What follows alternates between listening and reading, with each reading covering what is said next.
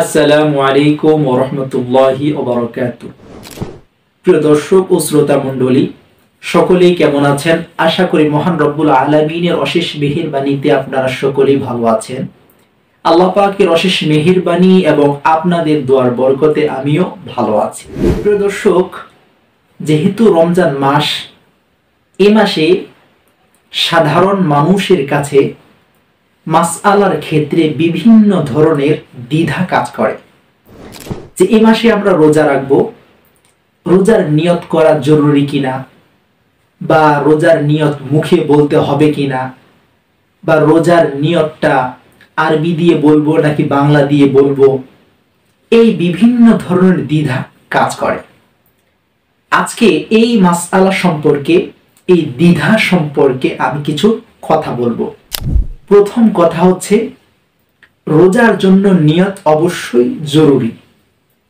অর্থাৎ আপনি রোজা রাখবেন, এজন্য আপনাকে নিয়ত করতে হবে। নিয়ত ছাড়া আপনার রোজা হবে না। তবে এই নিয়তটা মুখে বলতে হবে, অথবা মনে মনে বলতে হবে, অথবা আরবি দিয়ে বলতে হবে, অথবা বাংলা দিয়ে বলতে হবে। বিষয়টা এমন নয়, বরং আপনি রাত্রিবেলা খানা খাওয়ার জন্য উঠেছেন, তার একটা উদ্দেশ্য কি? আপনি দিনের বেলা রোজা রাখবেন। এটাই আপনার জন্য যথেষ্ট। বাড়তি কোনো নিয়ত আপনার জন্য করা জরুরি নয় বা প্রয়োজন নেই। আপনি মনে মনে রোজা রাখার যে একটা সংকল্প করেছেন, ইচ্ছা করেছেন, এটাই আপনার নিয়ত বলে গণ্য হবে। বাড়তি কোনো কিছু নিয়ত করার কোনো প্রয়োজন নেই। প্রিয় দর্শক, ইসলাম এত কঠিন নয় যে আপনি রোজা রাখবেন এর জন্য লম্বা একটা নিয়ত আপনাকে বলতে হবে।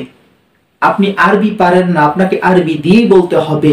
ইসলাম এত কঠিন নয়। মানুষকে আল্লাহ তাআলা ইসলাম এত কঠিন হিসাবে দেননি। ইসলামে আল্লাহ তাআলা এমন কোনো হুকুম দেননি যেটা মানুষের পক্ষে পালন করা অসম্ভব। এমন কিছু হুকুম তিনি কখনোই দেননি। এজন্য ইসলাম একদমই সহজ।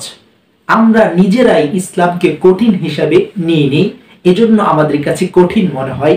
ইসলামকে পালন করা আমাদের জন্য কঠিন মনে হয়। প্রিয় মুসলমান ভাইরা, আশা করি আমি আপনাদেরকে বোঝাতে পেরেছি যে রোজার জন্য নিয়ত জরুরি কিনা, বা মুখে বলতে হবে নাকি আরবি দিয়ে বলতে হবে, বাংলায় বললে হবে না, এমন কোনো কিছুই নয়। তো দেখা হচ্ছে পরবর্তী কোনো ভিডিওতে নতুন কোনো বিষয় নিয়ে। ততক্ষণ পর্যন্ত সকলে ভালো থাকুন, সুস্থ থাকুন। আল্লাহ হাফেজ।